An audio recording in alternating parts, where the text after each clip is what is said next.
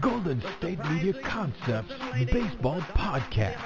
We cover everything Major League, from spring training to the World Series. We've got your favorite club covered, from New York to Boston to LA. This is the Golden State Media Concepts Baseball Podcast.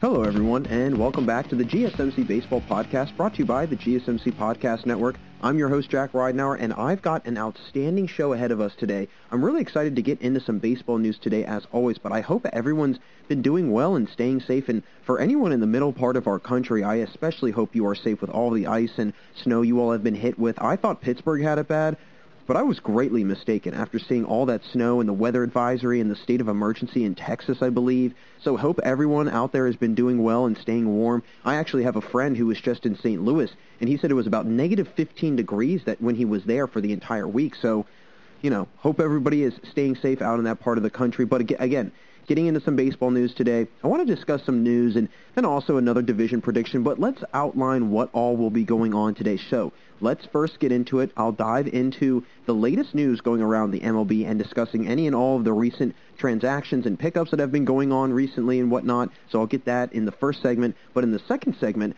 I want to get into some relief pitchers that have been going off the market this offseason and discuss which relief pitchers I think are going to have the biggest impacts on their new teams this season. And then afterwards, I'll predict the AL West and share where I see certain teams falling amid the standings and discuss which team I see finishing at the top of the leaderboard. And then make sure you stick around for the final few minutes of the show as I'll discuss the recent changing of minor league affiliates and share some teams that are new affiliates and discussing any other information about this farm system change, since it's going to be a very different landscape in the minor leagues with all of these different kind of big-time shuffling around. Anyways, I'll get into it at the end of the show, but I want to stick in the first segment because we've got some very recent news coming out of Philadelphia. And it's not the best news in the world, as JT Realmuto has recently broken his thumb on his throwing hand. Happened down in Florida when he was trying to block a ball in the dirt because pitchers and catchers have already had to report to spring training camp. Joe Girardi, their manager, said the team is, hoping to have him back for opening day, but they're going to have to reevaluate him in 2 weeks. And you know what? This is pretty scary stuff, right? I mean, let's think about it. These guys, they've been pretty much out of whack for, a good bit of about 10 months, as everybody has. And now they're trying to get back into really the first spring training they've had since technically 2019 when you think about it. And, I mean, I think they had a very brief spring training last year before things really got shut down. But getting back, to the swing of things of the, the spring training grind and everything, I'm sure that has thrown some guys out of the loop. And, it's very unfortunate that this happened. It's a good thing that there is not necessarily a season-ending kind of fear with this injury that JT Realmuto might be out for the whole year. There's no worry of that right now, so that is a good thing. Hopefully he won't have to get any major surgery. I think he might have to get minor surgery, but I'm not quite sure on that. All in all, hopefully this doesn't greatly affect him because, again, this is his throwing hand, so this could be drastic for the defensive side of his play. But again, from the offensive side, at the plate, that could also be very detrimental. So something to look at throughout the rest of the season. How does it potentially hinder him? Could it be a nagging injury that we see throughout the entire season? Who knows? So it's something just to keep an eye on. But some other news in regards to big contract signings and extensions comes from San Diego, as Fernando Tatis just signed a 14-year deal worth $340 million. Yes, 14 years, $340 million. He's 22 years old. That is an absolutely astronomical amount of money. I couldn't even imagine how much or what that money would look like in a physical sense. I mean, in terms of how many rooms $340 million would fill up in a physical sense. That's insane. That's an incredible amount of money. It's the third largest contract in MLB history in terms of new total money added, and then the longest extension in years added to a player's contract also. So a very historic contract, if you will. We have already seen, certain teams and players make these huge historic, contracts. I mean, Bryce Harper's was, I think it was about 11 years, $330 million. I know Mike Trout's was about 10 years. There's been some very heavy deals over the past few years. And honestly, the other players that have signed these large extensions and these huge deals that were at this, I would say, level and this grand recently have been Mookie Betts and Mike Trout. They are the only other ones to have signed this big of a deal and this big of an extension. And they did that at the age of 27. Tatis is 22. So he is way, way, way ahead of his time. I mean, we might be on the verge of seeing literally the face of baseball, kind of the next Mike Trout, as Mike Trout has, in my opinion, been the face of baseball for probably the last, 8-10 years or so, or at least one of them, I would say. But Fernando Tatis is slowly becoming that face of baseball, or at least one of them. He's got a signing bonus worth $10 million, and it also ties Tatis up with the team for a long time. And he does avoid arbitration. That's a big thing because he was up for arbitration next year. So that is a good thing that they're not going to have to worry about any contract negotiations and any sort of issues like that. Now, again, having Tatis there for 14 years, $340 million. They also have Manny Machado there for 10 years, $300 million. So they've got over $600 million tied up between those two players. I'm really hopeful that they do exactly what the front office of San Diego thinks that they will, because if not, that could be one of the silliest and most out-of-bounds investments in terms of players, probably of all time. Over $500 million have been put into two players on one team. That's incredible to think about if you really sit down and just realize. I mean, there's some teams out here that might not even make $40 million, $41 million in payroll this year, right? I mean, look at the Pirates. They're under $40 million in what they're paying their team in payroll. Same thing with the Indians. I mean, it is a very obvious thing that some players get a lot of money. I'm not saying that he's not deserving of this.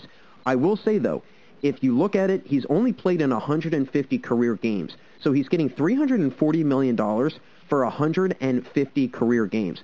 He is the first, or the fastest to reach 39 home runs through the first 150 games. So, and it is amongst shortstops. So he's got the most home runs in that first 150 game span amongst shortstops of all time. So he's off to a great start. I can see why they are very eager to keep him around in San Diego. And honestly, I'm if I'm not mistaken, I've come on this show, at least, maybe other shows or whatever, but they needed to have Tatis there to make sure that things are going to stay intact. I think that Tatis is the adhesive that brings everything together and keeps it there. If he's not there, I think that's when things start to crumble, and I think they're really trying to build around him because he is the centerpiece. He is the main piece of this whole puzzle. And so as a result, I think it was very smart for San Diego to do this. I think that they were kind of pre-setting it, maybe, getting Manny Machado and trying to tie him up for a while to show, hey, other younger guys, we've got a guy that's very experienced. He brings a lot of potential. He brings a lot of talent, and he brings a great resume already with him. Why wouldn't you want to play here? And it's sunny San Diego. Why would you not want to play there? So, although he hasn't played as many games, he's on an incredible home run pace right now amongst all-time shortstops, and he's definitely got a flair about him. I mean, I think that is another thing that breathes life into this, Padres team and really kind of excites people. I think that's the big thing, is that a lot of people are going to be very, very eager to see how he does in his first year after signing this contract. But not to mention, I think people are going to just be excited to see him overall because he is kind of this polarizing figure in baseball. I mean, he's on, video game covers and he's on TV commercials and everything else. He's going to become kind of a baseball player that goes beyond just being a pro athlete. He's going to be kind of a staple, I think, in just sports overall. So going to be very exciting to see what happens in San Diego. But now staying in the West, but on the other side of the league, in the AL, the A's have made, I think, a very, very big move after the departure of one of their top relief pitchers, as they've now acquired Trevor Rosenthal on a one-year deal worth $11 million. This is a big move because they lose Liam Hendricks to free agency, obviously, and they lost a good portion of their relief pitching, and their relief pitching was very good last year. So a lot of that now no longer very depleted, I would say. But you get Rosenthal, and Rosenthal, I think, is a great add. I mean, between two stints last year with the Padres and the Royals, he had a 1.9 ERA with 11 saves, and he had 38 Ks and 23 2/3 innings. So an efficient pitcher, a guy that you can throw in not only as a closer, but he could be a middle inning guy, somebody that could come in, 6th, 7th, set this closer up maybe. He can be that guy that can do that as well. But he's probably going to be their main closer, I will say, because obviously losing Joaquin Soria and Liam Hendricks, not just Hendricks but also Soria, two very good pitchers, two established pitchers out of the pen. That's another thing that they're going to have to make up for. And I think getting Trevor Rosenthal was the first step in doing it. I mean, the guy allowed 3 hits in his entire stint with San Diego. He only allowed one unearned run in 10 innings. So that's telling you right there. I mean, if you've got a lead, if you're the Athletics, and I think that's why the A's might play the way that they do. They really try to emphasize on situations where they can just get that comfortable enough of a lead, that big enough margin, and then they can let their defense, they can let their pitching do the rest. And I think that's how they kind of go about playing baseball. And I think that's a wise thing to do. I mean, this team, they've got potential to be good. Matt Olson, Matt Chapman, sure, they did lose, Marcus Semien. They did lose Chris Davis. We'll see how Elvis Andrus does. I don't really have a whole lot of faith in him, but they've got pieces that could be pretty good. And it's just a matter of, I think, in certain situations, in certain games, can they just barely, put up enough offense to just be, maybe a run ahead or 2 runs ahead, and then just let their pitching do the rest. And when you've got a guy like Rosenthal, I would be very confident in a 1-run, 2-run ball game having him on the mound. And from 2012 to 2017, Rosenthal had a lot of success. He had a 3.3 ERA, 373 relief appearances, and 132 saves with the Cardinals. So he comes from a winning background with St. Louis. And they wanted probably somebody that also had experience in the relief pitching area, in the playoffs especially. I mean, Rosenthal brings that. He's got a 2.4 ERA in his 27 appearances in the playoffs. He's gone, I believe, 5 different times. So he's somebody that is very seasoned in that department. And this is a young A's team that doesn't have a ton of playoff experience. And as a result, I think that bringing in somebody like Rosenthal, it can do a lot more than just a really good performance on the field, but also allow him to kind of be that leader, kind of be that veteran that everybody can go to. And in a situation where, you need a big play, you need a big out, and you're in the playoffs, you can go to Rosenthal, and he can be that reliable arm. He's a hard-throwing closer. I mean, he's in the 99th percentile in fastball velocity in 2020. So this could definitely, wake some things up in Oakland. And I think that the A's are going to be very happy that they've got Rosenthal, and they were able to kind of patch up this falling apart bullpen that they were having with Hendricks and Soria both leaving. But I want to close things out here in the opening segment discussing some recent news with the Blue Jays and where they'll be playing this year, as the Canadian officials still don't want them in the country to play due to the pandemic. So the Blue Jays will start the season playing in Florida, down in Dunedin, Florida at TD Ballpark. And this is a very, kind of reminiscent of last season where they played in Buffalo. They weren't able to be in the country because the Canadian officials did not want American teams coming into the country and potentially spreading the virus, or whatever it might have been. But they played in Buffalo, and it was very interesting. Again, this is because they might return to Buffalo, but the reason why they went to Florida is because if the season's starting on time, you don't want to be up in Buffalo in early April, even in late March. Even if you get into mid to late April, it's still going to be very, very cold.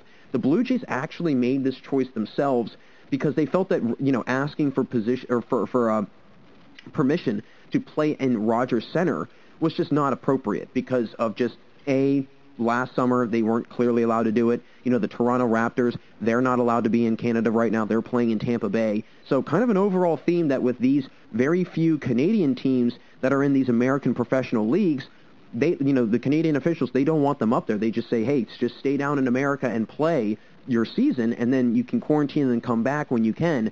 There are some issues, though, that came up with this moving down to Florida because of, the size of the spring training field.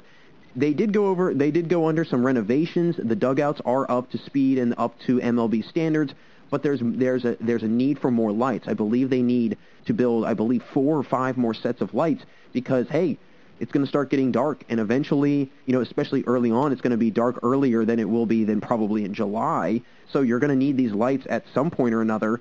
And again, the weather is a big factor, and with kind of this big weather crisis that's going on, you definitely don't want to be up north right now. And they might need to add another addition to the stadium for possibly visiting teams and to allow for, social distancing guidelines. I actually saw something very interesting. I believe that they've got batting cages right now on the Grand Concourse at the stadium for the teams to work out to, promote social distancing and COVID protocols and whatnot.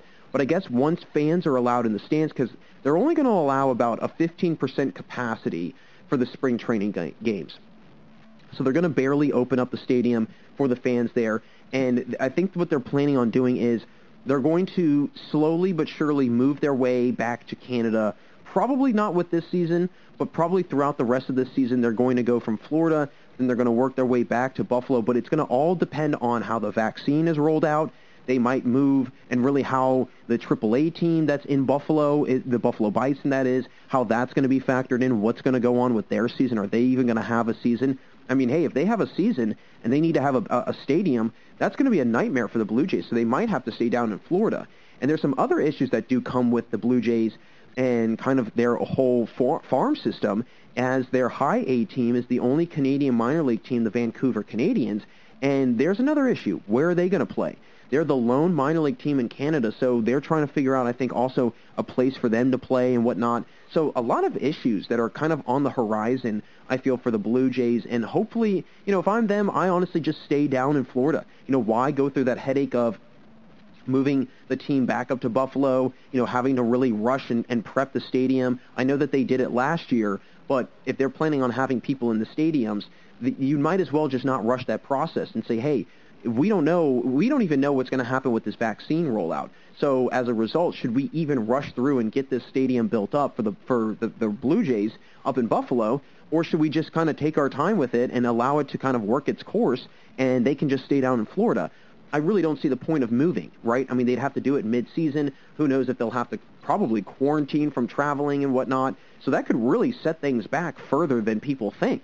And so I think as a result, this is going to be a very interesting situation to kind of see how, a team might, kind of maneuver through this whole pandemic, but also what will happen mid-season. Are they going to, possibly, I don't know, move the team at a certain, during the All-Star break? Are there going to be maybe an extended there's a lot of possibilities and there's a lot of unknowns. And so as a result, I feel like we can't really jump to any conclusions, but personally, I just see the Blue Jays just staying in Florida.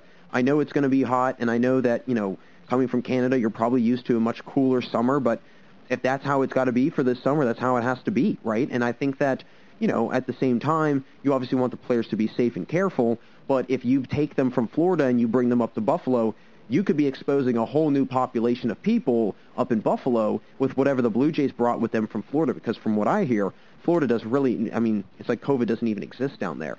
So that's another issue, is how strict the rules are going to be and the protocols down in Florida versus if they move up to Buffalo and how they're going to have to adjust to that. There's so many details that need to be ironed out in this, and I'm sure they're going to do it, but I'm hoping that they can figure it out sooner rather than later. But as of right now, there's playing down in Florida. They're going to have a 15% capacity in the spring training games, and then they're probably just going to go from there, going into the further along into the season, and as we continue on into the spring and then the summertime too. So it'll be very interesting to see what goes on down in Florida with the Blue Jays. But that's going to do it for us in this first segment, folks. But don't go anywhere, because when I get back from the commercial break, I'll share which relief pitchers I think are going to have the biggest impact on their new teams this year. But folks, stay right there. We'll be right back here on the GSMC Baseball Podcast. This is your ultimate stop for everything sports.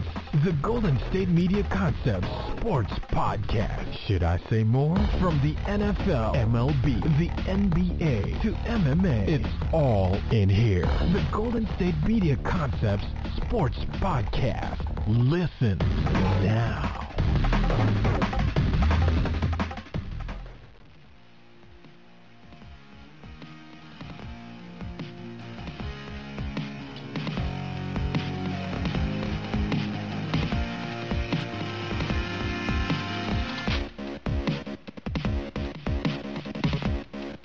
Welcome back to the GSMC Baseball Podcast. Jack Ridenour with you all, and in our first segment, I got into the recent news in the MLB world and shared where the Blue Jays are going to be playing the first bit of their season this year. But make sure you stick around for the final few minutes of the show today, as I'll get into the minor leagues restructuring and which affiliates are now with which teams, and how this might look in the MLB and the minors as well. But I want to now dive into discussing some relief pitchers that were picked up this offseason that I think will have some of the biggest impacts personally this season on their new teams. There's been a lot of guys on the move. There's been a lot of big-time names also that have been kind of moving around and whatnot amongst different teams. So the first guy I've got to discuss, Joaquin Soria. I mean, he's going to be a big pickup for the Diamondbacks. He was huge for the Athletics, and I think that if you really look at this Diamondbacks team, they've got some potential. I think that they just haven't really scratched that surface yet. And I think that they might need to start in the bullpen with that pitching. I mean, they did lose Archie Bradley out of the bullpen this year to free agency, so picking up somebody like Soria is always a really, really great, one-up, if you will, and he is a nice replacement. I mean, he's somebody that had half the ERA that Bradley had. I mean, Bradley's ERA was about a 4.2, and Soria's was around a 2.2, 2.6, somewhere in that general area. So, and not to mention, the Diamondbacks, this is a young team, I think, and I feel like they need some veteran pitching, kind of like how they went out and got Madison Bumgarner. Now you get somebody like Joaquin Soria, and I think that kind of balances things out very well in their not only bullpen, but their entire pitching staff. And he's actually not been named the closer quite yet, but he will come in as the oldest relief pitcher on their staff. So he can bring, again, a lot of experience. He can bring a lot of success, a lot of playoff experience, and he's got the A's have the third fewest holds as a bullpen the Diamondbacks. The Diamondbacks had the third fewest holds as a bullpen a year ago. So getting him and bringing him in as an in-between reliever, that's going to be really big for their, not only their just overall pitching, but that in-between pitching, that later inning pitching. Once you get into those 6-7 inning stretches, that's where the pitching can really go one way or another. And if you've got somebody that's reliable, like I had mentioned in the first segment about Rosenthal being reliable for the A's, I think Soria can be that reliable arm for the Diamondbacks. And Soria has been very consistent his entire career. He had a 2.8 ERA last year, and he's had below a 4 ERA in 3 of the last 4 seasons. He is capable of being a closer and kind of being in that role. I mean, from 08 to 11, he had at least 25 saves in each of those seasons, and he was an all-star twice. So right there, that's telling me the guy's got the capability to be a main closer. He has the capabilities of being a middle reliever, a back-end reliever. I mean, he can do a lot of different things. So I think having him, he's one of the more versatile relief pitchers there are in baseball. Plus, again, 35, 36 years old, brings a lot of experience with him, and I think he can share that with some of the younger pitchers. Another guy that I think is going to have a huge impact, Alex Colombe. I think that he's going to have a huge impact for the Twins, not to mention he's in the same division. He did not leave the division, so as a result, he has a great familiarity with a lot of the teams, and I think that's going to also play into his advantage a little bit in this season.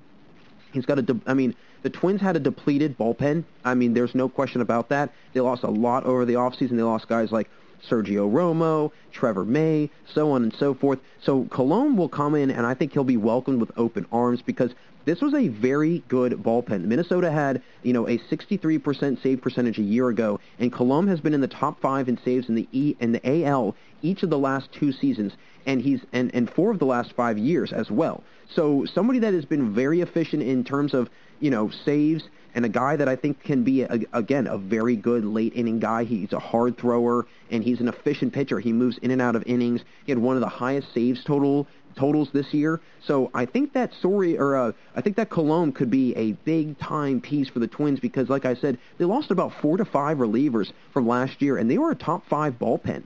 So bringing him in, I think, is going to, breathe some life back into their pitching. He also had the 5th highest win probability in the AL last year. So it's almost a dead set guarantee that when he comes in with a lead, he's very solid. He's pretty efficient. And he has not blown more than 5 saves in the last 3 years, with last year having a 12 out of 13 saves to save opportunities, and then 30 to 33 in 2019. So a very high percentage in saves, very similar to what the Twins are looking for since they've got one of the higher save percentages from last year. His whip was also the lowest it's been in his entire career this past season. So I think they got him at the right time in his career, 31, 30, somewhere, young 30s, allows him to, again, still have a couple good years in him. And I think that this Twins team, they're looking for anything at this point. I think that they're looking for experience, playoff experience, whatever they can get their hands on, because they just can't, at a certain point, they just crumble and they fall apart, and I've never seen anything like it.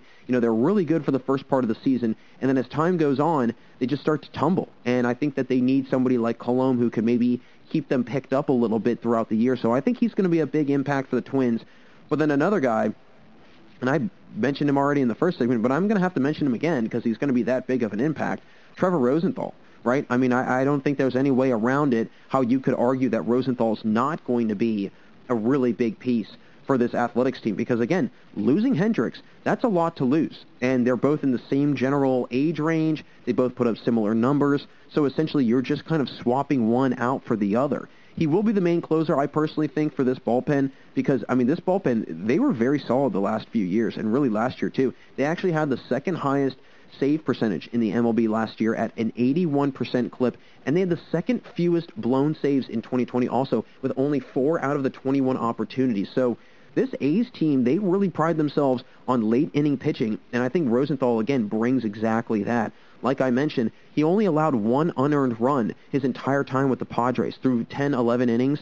You know, I mean, the guy is an efficient pitcher, and especially in a late-game situation. Plus, if this A's team, I mean, let's face it, right? They're in probably one of the weakest divisions in baseball. I think that the Angels and the Astros, we're going to hear my AL prediction in the next segment, but I think the Angels, Astros, and Athletics, it's going to be a battle of the A teams. Right, I mean, that's what it's going to be. It's going to be, I think, a 3-way battle atop the leaderboard with those 3. And so I think that the A's, you know, losing Semien, like I mentioned, losing Chris Davis, they needed something to kind of patch up these holes. And I think that's what Rosenthal is going to bring. And not to mention, I mean, he has bounced around from team to team the last couple years, but he's been successful everywhere he's gone. I mean, he was with San Diego, Kansas City last year. Year before, he was with Detroit, with Washington. So 4 teams in 2 years, that's a lot of changing. But again, if you can be good wherever you are, then there shouldn't be an excuse why he might not be good in Oakland, because he's proven in the last 4 stops that he's still got a lot left in the tank.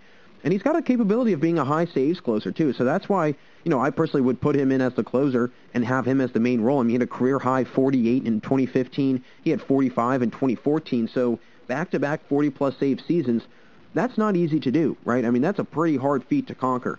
And not only, you know, with Hendricks gone, but also we have to remember Soria's gone. So this is going to be a really nice breath of fresh air for the A's to kind of bring in some talented pitching, bring in some experienced pitching. And I think this A's team, you know, again, similar to the Twins, they keep knocking at the door. They keep chiseling away, and they just, for whatever reason, they can't get over this hump. They can't get over this playoff hump. I know that last year they kind of did with getting past the White Sox in that first round, sort of, kind of. But after that, they kind of fizzled out, and they don't have enough, I think, juice in them, and they don't have enough talent and enough pieces to go really, really far. I think getting Rosenthal, that can kind of cover that up again a little bit, because if you've got an effective pitcher late in the game, you don't need to have a crazy lead. You just need to have a comfortable lead enough, 1 to 2 runs, and he can do the rest. And I think that's what Rosenthal will bring for the Athletics. So the next guy, the guy that left Oakland, Liam Hendricks. I think that Hendricks getting added to a team that, again, needs experience in the pen, they need experience pitching overall, like the White Sox, that's exactly what they needed, right? I mean, he was an all-star in 2019. He's coming off back-to-back years with sub-2 ERAs. And for a team that is, I would say, contending for the World Series, this is exactly what you want, right? I mean, they've gone out and they've done exactly what they've needed to do. They've boosted up their starting pitching, their relief pitching. They added a couple hitting pieces, but they didn't really need to do a whole lot of adjusting because they've got a great lineup. I mean, you look at their lineup, you look who they have, and I mean, it's almost staggering that they weren't able to go further along in the playoffs, because personally, I think that on paper, you know, this White Sox team, they were arguably the most talented team in the AL in the playoffs last season. Obviously, you have the Yankees, and you also have the Astros, but in terms of not only that, you know, hitting, but also pitching, I think now you can really make a case that this White Sox team, they're really talented, right? And the White Sox, they were below the league average in team saves with 13, and they had a 52% save percentage. So bringing in a guy like Hendricks, I think is going to boost that up big time. And Hendricks had some incredible closing numbers the last 2 years. I mean, he had 14 saves, and then in last year he had 14 saves, so he had one of the higher save totals. And then in 2019 he had 25 saves, which was actually a career high. Before 2019, he had never had more than 1 save in a season. So he does bring in-between inning experience as well. He's not just a closer. So they could even move him around potentially. I mean, he's, you know, again, another versatile arm, kind of like Joaquin Soria, somebody that could be both a closer and a relief pitcher. It's just kind of, you know, which decision you want to go to, which kind of direction you want to go in. If the White Sox want to make a run, I think they're going to need to get someone like, again, Hendricks to be that anchor for their rotation. I think that he's going to be their, main guy when it comes to, late inning situations. I think that, they've got a pretty young relief corps, so I think that he can be the kind of that go-to guy for them in those situations, but he can also teach those guys how to compose themselves and hold themselves in these certain situations, these late inning situations. So I think Hendricks is going to be a nice add for the White Sox. I personally think that, that might have been the icing on the cake for them, and in terms of making a playoff run. I will say, if they don't live up to this expectation, they will by far be one of the most disappointing teams, I think, in the last 10 years. I could genuinely go out on a limb and say that. I think that they could be one of the most disappointing teams in baseball if they don't live up to these expectations. No question. But getting away from that, getting out of Liam Hendricks, we want to now jump over to Brad Hand, a guy that I think the Nationals, they needed someone out of the pen to be a dominating force. I mean, Sean Doolittle really kind of faltering towards the end. Daniel Hudson last year was terrible, I think. I mean, he was really bad. So getting somebody like Brad Hand, who led the MLB in saves last year, and he's a 3-time All-Star, clearly is going to be a big addition for them, not to mention all the other adds that they made as well. But the Nationals actually had some of the fewest saves in the entire league this year, and they allowed the 6th most inherited runs in 2020 as well. So bringing in Brad Hand can really minimize that, I think. And he's a guy that, again, he uses an arsenal of pitches. He can move in and out of innings, and he can be that shutdown option that they need. Not to mention, Daniel Hudson's ERA was a 6.1, right? I mean, you can't be a closer with more than a 3 ERA, in my opinion. I think if you start getting towards 4 and 5, that's where your closer position should maybe be in check a little bit, or at least maybe come into question potentially, because you really can't do much in that situation. You really can't. So I think that them having, a pretty young relief corps with, 3 of the 5 main arms in the pen being under 30, bringing in somebody like Brad Hand is going to be, a nice little a rejuvenation, I would say, because Hudson and Ryan Harper, they were the other two that were over the age of 30 that were coming out of the bullpen, and they were the only ones that had ERAs over 6. So right there, that's telling you, maybe it's just the guys that are getting a little old that you need to kind of move out and bring in some, younger talent. I'm not saying that Brad Hand is, this spring chicken per se, but he is 100% somebody that is going to bring a little bit more of, they still have a little bit more left in the tank, and they've got a little bit more of a career in them still with, guys like Daniel Hudson and Ryan Harper clearly not having that same kind of amount of time left in their career. And I think that having Hand will do wonders for this Nationals team. I think that they could really make a legitimate playoff push.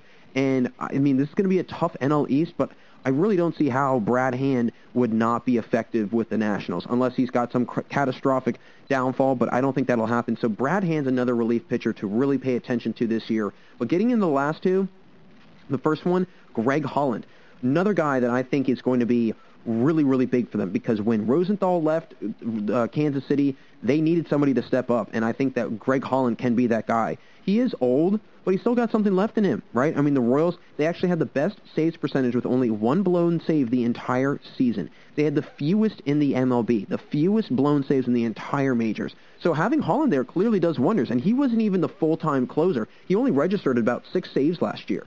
So having him still as a potential option to go to as a closer, I mean, that says a lot right there, right? And I think that's a big thing to put and to add into your rotation overall, because if not, this Kansas City Royals team, you look at their team and how it's built and how it's, structured right now, I don't know. I'm kind of tossed up on, I know that I've been very high up on them, and I think that they're hitting and the pieces that they've put together have been great, but, the pitching, it's still kind of in question a little bit. But having Greg Holland there, I think it kind of gives a lot of reassurance in that situation. And again, he wasn't the main closer, but he had a 1.9 ERA last year. And not to mention, this is a team that he is familiar with, and he has spent at least 2 different periods in his career with the Royals. He went to back-to-back World Series with this team. So this is a guy that, the Royals love, right? Similar to how kind of Alex Gordon was with the Royals. They really, really, really, really enjoy having him. So I think that Holland will be a nice addition. But then the final guy I want to touch on, Archie Bradley. And I think Archie Bradley, in my opinion, he's needed, right? I think he's one of the most needed relief pitchers in all of the free agency, right? And I think it's because this Phillies bullpen was atrocious, right? They were one of the worst. They had the worst bullpen ERA over the last 90 years of baseball. That is terrible, right? I mean, that's going way back in time. So this bullpen needed, I think, a major, just kind of turning around, fixing, just a complete redoing, if you will. And Dave Dombrowski's done a nice job. Archie Bradley, Jose Alvarado, two guys that he's gone out and gotten, and I think that they could be, again, I don't know if he's going to necessarily be a dominating force. I don't think he's going to be, a lights-out guy, but I think he's going to be better than what they've had in the past, and he's going to be a better option than what they would normally have, I would say, because, let's face it, I mean, this Phillies team, you look at their bullpen, and it's all over the place, right? And the same thing with their starting pitching. After Zach Wheeler, and you've got guys like Eflin, I mean, there's not a whole lot else there to go to as for pitching. So I think that pitching was a big thing. Obviously, they wanted to tie down JT Realmuto, but I thought it was very wise that Dombrowski went after and got a guy like Bradley and then also got a guy like Alvarado. So those are two guys that I definitely think could be big pieces for the Phillies. But those are a couple relief pitchers I think that are going to definitely be fun to watch this year. A couple other guys that come to mind. I mean, Kirby Yates, I think that he's got a lot to prove, especially with after the season he had in 2020. And then he had that really, really big year in 2019. So a huge drop-off from 2019 to 2020, but I think this could be a big kind of turning around for him, hopefully. Again, a new team. He's in Toronto. Well, not really in Toronto. I mean, kind of is in Toronto. He's with the Blue Jays, a team that's going to be a contender without question. So hopefully he can capitalize, because if not, I think that could be a big problem. But overall, I think there was a lot of good pieces added around the majors in the bullpen department. And from what I see, there's still a couple arms that are out there. So we'll have to see how that kind of fares and where guys still land throughout the rest of this offseason. So that'll close things out for us in our second segment here on the GSMC Baseball Podcast. Thanks again for tuning in. Coming up after the commercial, I want to get into, yet again, another division prediction, and this time give a prediction of the AL West and who I could see finishing atop the leaderboard in the division. It's been a lot of fun so far, but we have got a lot more to go, so don't change that channel. We'll be right back here on the GSMC Baseball Podcast. Tired of searching the vast jungle of podcasts? Now listen close and hear this out. There's a podcast network that covers just about everything that you've been searching. Hey! The Golden State Media Concepts Podcast Network is here. Nothing less than a podcast bliss with endless hours of podcast coverage. From news, sports, music, fashion, cooking, entertainment, fantasy, football, and so much more. So stop lurking around and go straight out to the Golden State Media Concepts Podcast Network. Guaranteed to fill that podcast itch. Whatever it may be, visit us at www.gsmcpodcast.com. Follow us on Facebook and Twitter, and download us on iTunes, SoundCloud, and Google Play.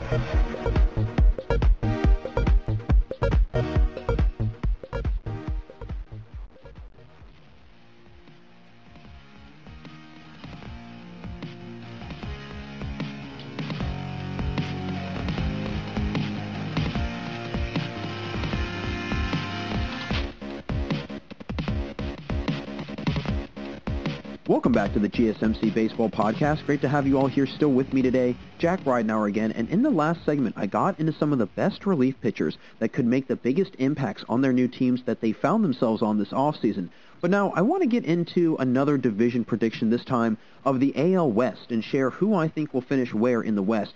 And it's a very interesting division, in my opinion. I don't think that, honestly, and I remember when I ranked the different divisions in baseball a couple episodes ago, I believe the AL West, if I'm not mistaken, they were the last division that I ranked in out of all of the divisions in baseball, them and the NL Central going into this year. So I don't really have a whole lot of faith in the AL West. I'm not very impressed with a lot of the teams. I honestly think it'll be very easy for whomever comes out as a playoff team. I think it'll be very easy for them to figure out a playoff spot. But getting into who I see finishing where and whatnot, coming in at number 5, I'm going to go from number 5 all the way to number 1 like I usually do. Coming in at number 5, the Mariners. And this is a team I'm not very sold on at all. And I know that last year there was a certain period of time, it was probably between the 30 to 40 game mark, where they made a little bit of a comeback towards the end of the season. They kind of pulled within about a game or two of that last wild card spot. And I remember watching very intently that AL wild card race, because I remember it was the Mariners and the Orioles and somebody else. and it was all three very interesting teams kind of fighting it out. And the Mariners, they pulled very close, but they just were not able to capitalize. And I think that is, again, a sign that they just don't have that personnel on their roster. I think that adding James Paxton obviously is going to do a lot of good things for their pitching core. It's going to be, I think, somebody that a lot of the younger pitchers, because they've got one of the youngest pitching cores in baseball. So adding James Paxton, not only it brings some familiarity back because he had some of his best seasons and best years in Seattle, he can also, mentor and kind of be that veteran arm for these guys to look up to. But during the trade deadline, they did lose Austin Nola, who was a solid bat in their lineup. He was actually, before he was traded, one of their best hitters percentage-wise. And so I just feel like their lineup is a little shaky. Sure, you've got Kyle Lewis. I mean, there's no question about it that he's going to be, in my opinion, probably one of the best baseball players as time goes on in the league. I mean, he's right there with, kind of guys like Luis Robert, and you've got Eloy Jimenez. You've got guys like, obviously Kyle Lewis, but then Fernando Tatis, Juan Soto, some of these younger guys that are going to start coming up through the ranks. He's one of those guys. So I think that he could be a really nice piece for them moving forward as a franchise. But this team overall, I mean, the hitting is what really, I think, was just dilapidated, right? I mean, the hitting was just atrocious. They finished 24th in the league last year in team average. They were 25th in team home runs, and then 28th in OPS. So they didn't really add any power. I mean, there was no power brought back to their lineup. There was no real power bats put into their lineup at all. So I just don't think that they addressed the issues that they have, right? I mean, you look at their lineup, and there's not much power hitting at all. There's not much hitting at all in general. So I think that this is a team that could be good down the road. They do, again, have one of the younger pitching staffs. Their team average is actually 26.9 years old, so just about 27. They're the third youngest team, I believe, in the MLB. So this is a team that I think is going to be building its way up through the West. Right now, it's not their time, but I think that eventually they will be a team that could be fighting for first place in the AL West. Now, getting into number 4, I think that the Rangers are going to fall in that 4th place. Again, this is an interesting team that I think could possibly shock a lot of people, and myself included. They got rid of Elvis Andrus, who I think was, at some point or another, had to go because he was just not performing. He was honestly going in the wrong direction. They did upgrade with a high-power potential player like Chris Davis. They added David Dahl, who was coming off an all-star year in 2019.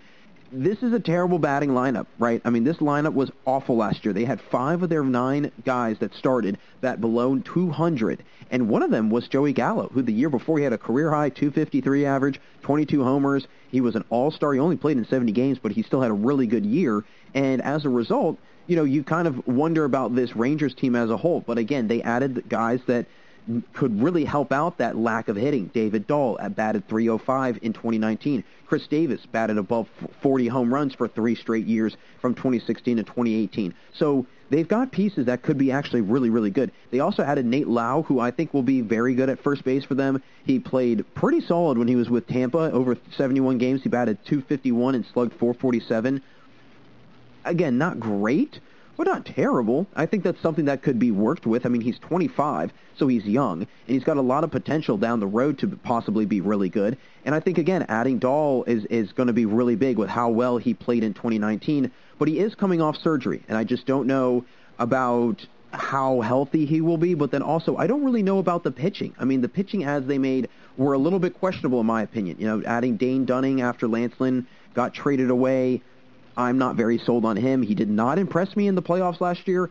I definitely think that he's got a lot of growing to do. Now, he did have a pretty good regular season, right? He had a 3.9 ERA, 35 Ks in 34 innings. So he did have a little bit of a sign of, playing pretty well.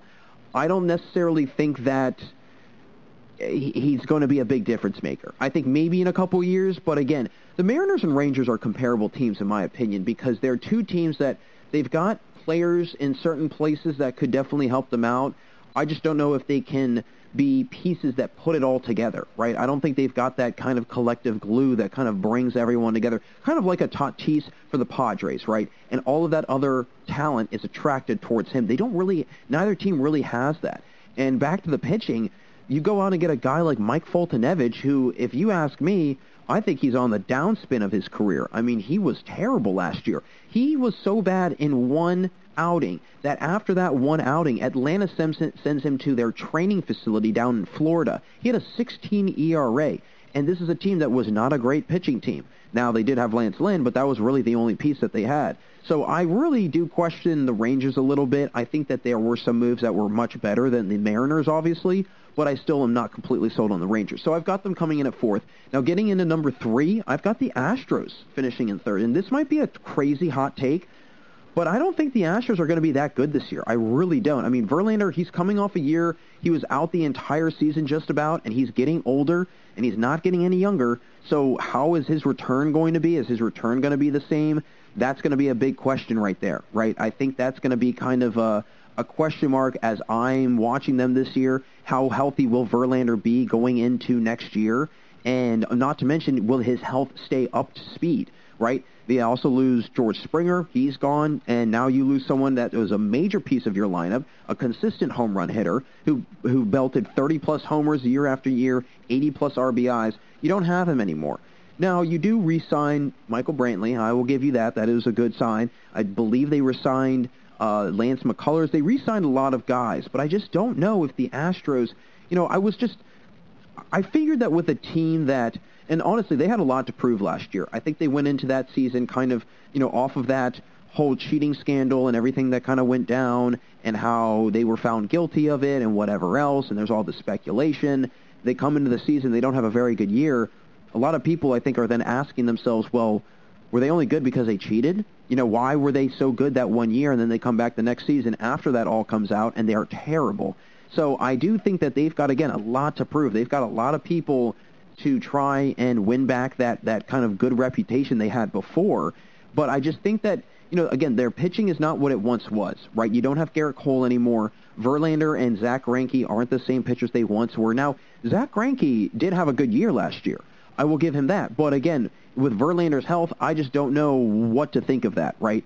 And the Astros, they also have they've seen some of the biggest drop-offs in their numbers overall. I mean, as a team from 2019 to 2020, they went from first in OPS and average, and then they went to literally in the bottom half towards the 20s of those both respectful categories hitting-wise as a team.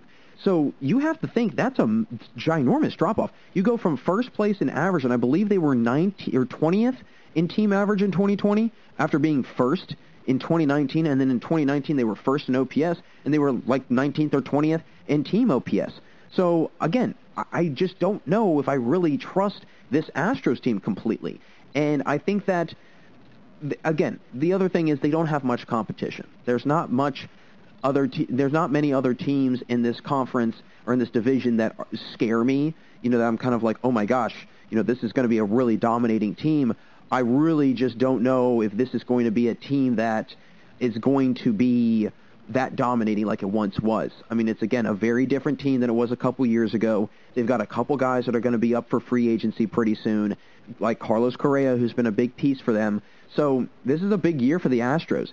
If they don't perform well, they could lose Correa. I think they got lucky with getting Brantley to come back to their team, but we already saw George Springer was A-okay with leaving. So I think that he's just the first guy to go, and we're soon going to see a following in suit of a lot of other guys also leaving, which is unfortunate to see kind of a team like, obviously the Astros at one point or another, they were the best team in baseball. They were World Series champions. Now, how they did it was very questionable, but still, they were playing very well, very, very well.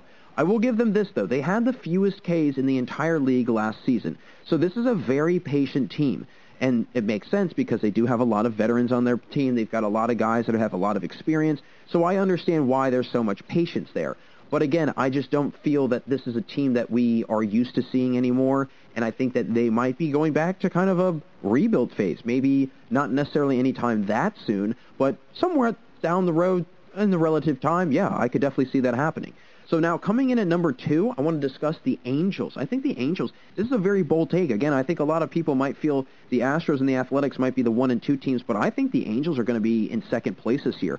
Again, last year they added Rendon, and he had a pretty good year. He started off slow, but he picked it up and figured it out. You obviously have Mike Trout, Shohei Ohtani. He's coming back on an extension. I believe it's 2 years for, I think it was $8.5 million, or I don't know how much it was exactly, but he's got a 2-year extension, if I'm not mistaken. And they also went out and they added Dexter Fowler, which is a wise move to bring in some veteran leadership. You also added Jose Iglesias. You brought in Alex Cobb. And I think that the Alex Cobb move is a very intriguing one, because if they are right like they were with Dylan Bundy, when Dylan Bundy came from Baltimore, then Alex Cobb could be playing some of his best baseball coming up this season. Dylan Bundy, his last year in Baltimore, had a 4.79 ERA. When he came to L.A. last year, he had a 3.29 ERA. So his ERA dropped down by 1.5 or so. That's a pretty solid drop-off, if you ask me. So if Alex Cobb can have that similar success, then yeah, I think that this is going to be a really dangerous Angels team, because they've got a lot of hitting. That's what I've always been very puzzled by almost in this Angels team and the roster and whatnot.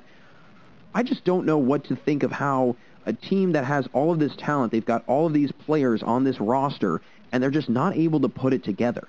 And I feel like they just underperform each and every single year. I go into last 2 years, I've gone in with a positive mindset about the Angels, saying, you know what, this is going to be a year the Angels are really going to put it together. And I find it very ironic that arguably the best baseball player in baseball plays on one of the worst teams in baseball. It's very ironic when you think about that. And I think that it's going to be an unfortunate thing if Mike Trout doesn't ever win a World Series in his career, because that's another thing. I mean, who knows? He's not that old. And when this contract is up that he's got, he might wind up leaving and going to another team and winning a World Series somewhere else. And I think it would just be a really sad thing to see him leave the Angels, never going anywhere in the playoffs, in the World Series, none of that. And he has to go and do it for another team. I think that would just be really, it just wouldn't look good, right? I don't think it would look good at all. But it would be great for him because he would finally get to win one, but it would not look great on the Angels. But anyways, I don't have a whole lot of faith for the Angels this year. Well, I have actually a lot of faith for the Angels this year. This is the year I think that they could really make a playoff run. I think that they could be very successful. But again, this whole division is just a toss-up. There's nobody that stands out to me that's like, wow, that's a dominating team. And again, even the Astros, the Angels, none of them jump out at me as I'm shaking in my boots scared. None of them do. And so as a result, I think that's why it's going to be a big toss-up this year and who's going to win it in the AL West. But I've got the Angels coming in at second. And then my number one team, who I think is going to win it all, the Athletics. And although this team hasn't seen really any major adds, and they lost more than I would say they gained, they lost Chris Davis, Liam Hendricks, but you get Trevor Rosenthal back. And I think that having Trevor Rosenthal is a pretty solid get, if you ask me. Now, the team has figured out a way to win, I think, with little talent. I mean, very little talent. So I feel that they could figure out, once again this year how to win that way with not that much star-studded power. I think that Matt Chapman and Matt Olson, they've got the potential to be superstars. I think that if they're healthy, if they can come back healthy, those are two players that could really do a lot of damage. And so I just wonder with this Athletics team kind of how they go about building this roster. And I briefly touched on it earlier. I feel like they don't really go out and spend a whole lot of money on offense because they want the offense to do just a good enough job as it can to the point where the pitching can come in, take over, and just shut things down and shut the game down. So I think that's why they really try to emphasize on the solid pitching, because they've had some pretty good pitching, especially out of the bullpen. And the other thing with Matt Olson and Matt Chapman is their health. They were both injured at some point or another this year. I can't remember. I think it's Matt Chapman who's coming off, or Matt Olson coming off of surgery, if I'm not mistaken. So that's another thing to watch for. They also lost, Robbie Grossman out in the outfield. They do add Elvis Andrus, which is an interesting add, and I know that I wasn't very keen on it, but, I mean, who knows, right? I mean, we can't really guess right now what's going to happen and what's not. I don't think that much will happen with Andrus at short. I think that they're going to really miss Marcus Semien, who was huge for them. but I think that eventually, he could become a guy that is a reliable bat in certain situations that they need, right? And I think that's another thing. They're looking for guys that have some sort of playoff experience. I think that's what they're aware of. They've got talent. They just don't have guys that have playoff experience. And I think that's where they run into kind of this wall each and every single season when they try and get to this point, at least the last couple of years they have, where they get to a certain point, they do really good, and then, again, they just kind of plateau or flatten out, or they run into a wall and they are not able to get over that hump. So I think this is a year where they're going to have a lot more success than people think they are. But overall, this is a very interesting division, right? I mean, a big toss-up division, if you ask me. But without a doubt, I definitely would have the Athletics coming in at 1, Angels at 2, Astros at 3, the Rangers at 4, and the Mariners at 5. But we'll have to see. I mean, who knows? Mariners could actually wind up winning the division because it's that big of a toss-up. So that's my take on it. But, folks, that's going to do it for this segment. Thanks again for sticking around. Stay right there, though, because we'll be right back after this commercial break for the final segment today, where I'll get into some of the new minor league affiliates and the new teams that are with MLB teams that they weren't paired with before. Don't go anywhere, everyone, because we've got one last segment here on the GSMC Baseball Podcast. Want to know the latest in soccer? Then listen to the Golden State Media Concepts Soccer Podcast. From MLS, the World Cup, and the Premier League, we've got you covered. The latest updates, the hottest matches, and news on the league's top players. It's the Golden State Media Concepts Soccer Podcast. David Beckham scores the goal to take England all the way to the World Cup final. Listen now.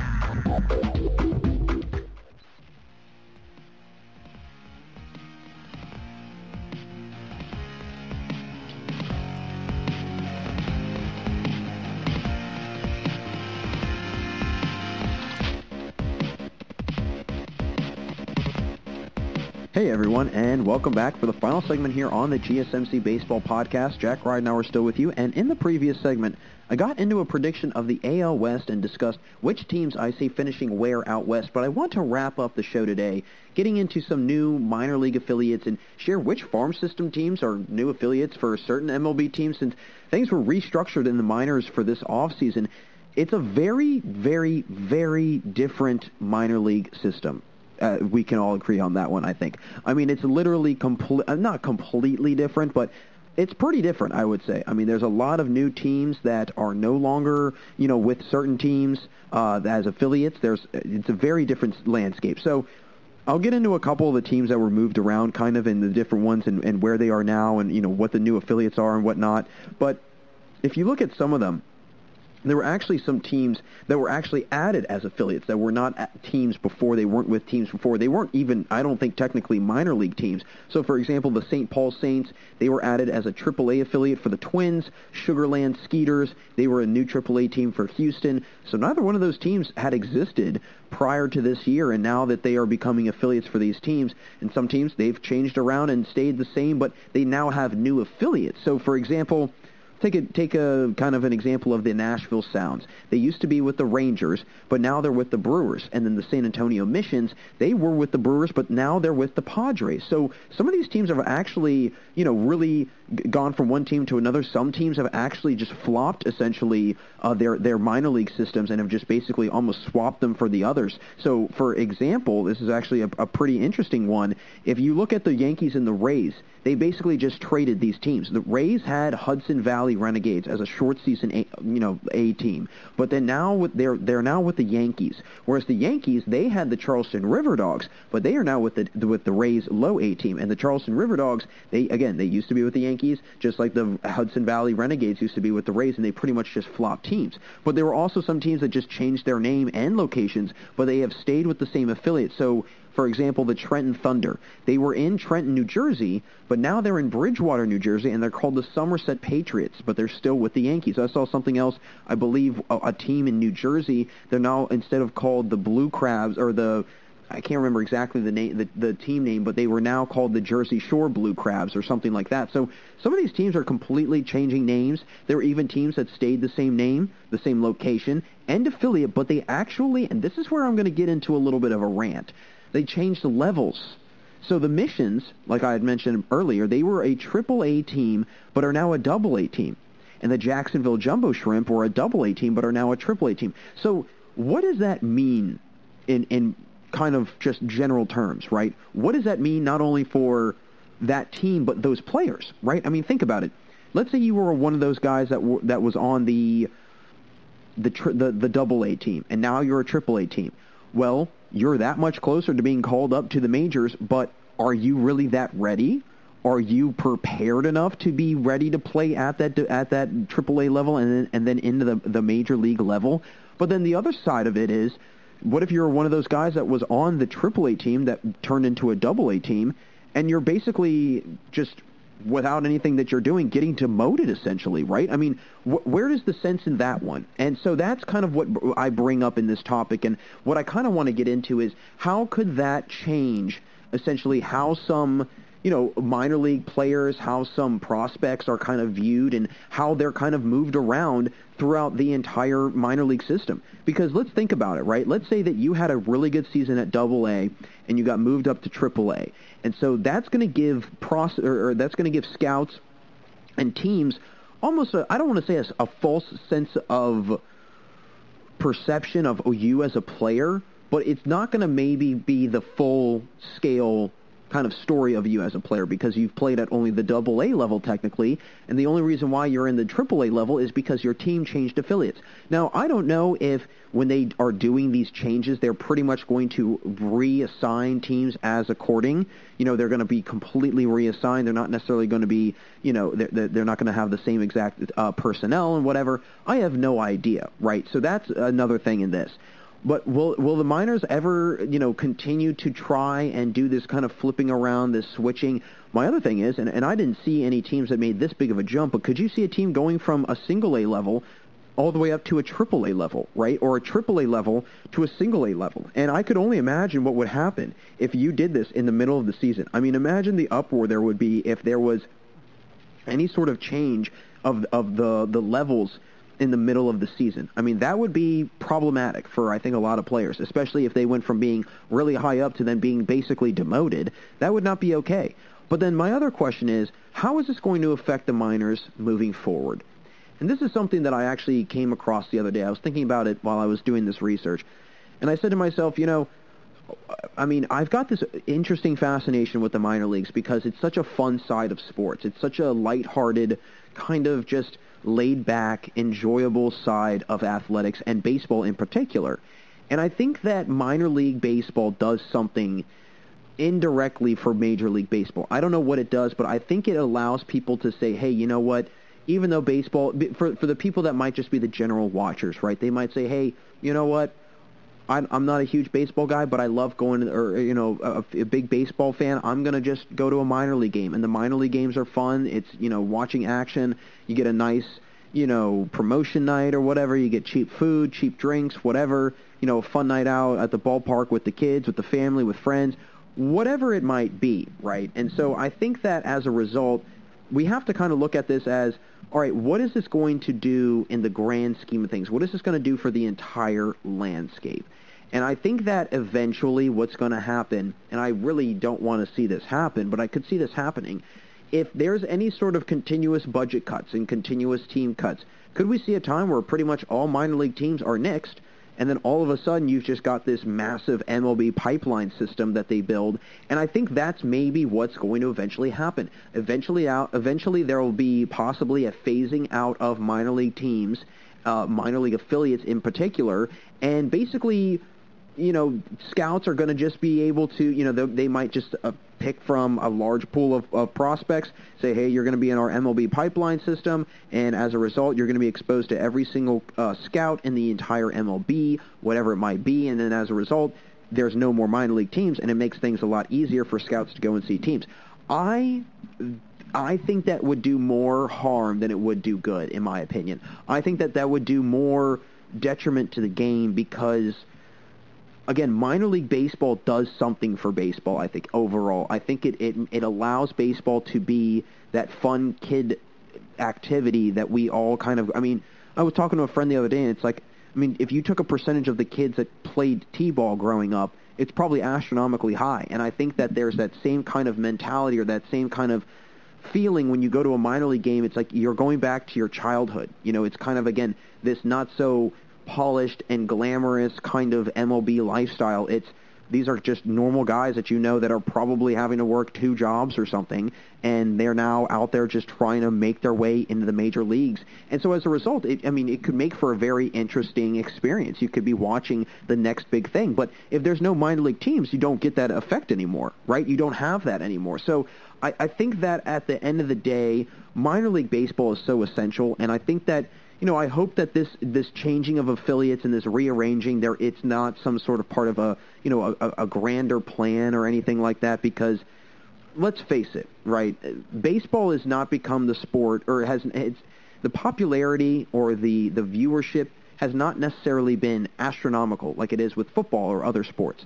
So I think that the MLB, as a result, is trying to do things to make it more enjoyable, more watchable, but at the same time, I wonder if that affects the true essence of what baseball is, right? And one of the true things is having minor league baseball, having these farm systems. I mean, I was going through these lists, right, and I was looking through all the different teams, and I just was so blown away with how many of these teams that were once minor league teams, they're no longer minor league teams. I mean, for a perfect example, the Erie Seawolves, I don't know who they're with now. I believe they're the Detroit Tigers minor league team. I think they're a Double-A team, if I'm not mistaken.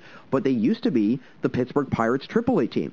So you don't even have them anymore. So, what could the changing of these affiliates do also geographically for some of these scouts when they want to go see these teams, especially with this pandemic still going on?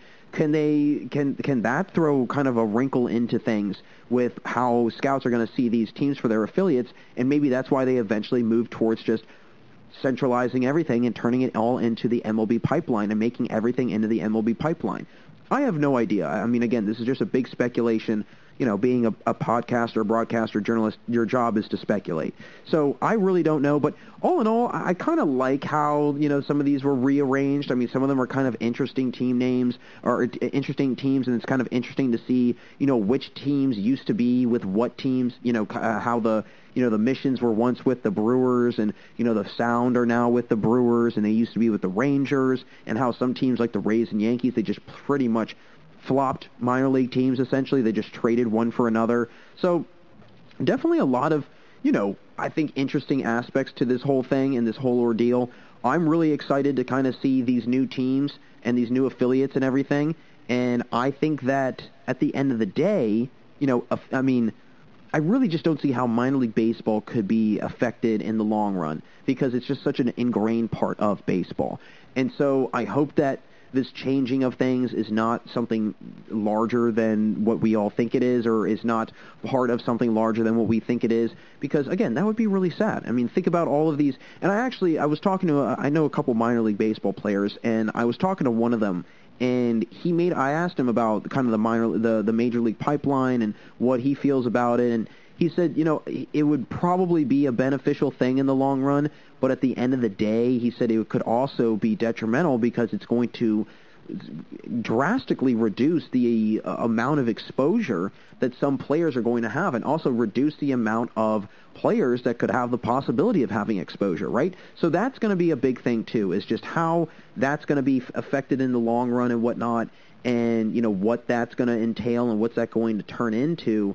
Because, I just personally I don't know, I just don't want to see a day where minor league baseball goes away. I think minor league baseball should be here to stay, and as a result, I think that these just rearranging, it might just be a kind of a reforming, reorganizing of the entire farm system, and I think that, honestly, maybe the players, maybe the teams, maybe fans, maybe everybody will be happy that there are fewer minor league teams, because let's face it, there were a little bit of, there was a couple teams where they didn't need to be part of a minor league affiliate. I mean, some of these teams, they had, 7 or 8 different affiliates, and it's like, well, why do you have that many? Now, do I think that having only 4 is good? Yeah, I think 4, maybe 5 would be all right.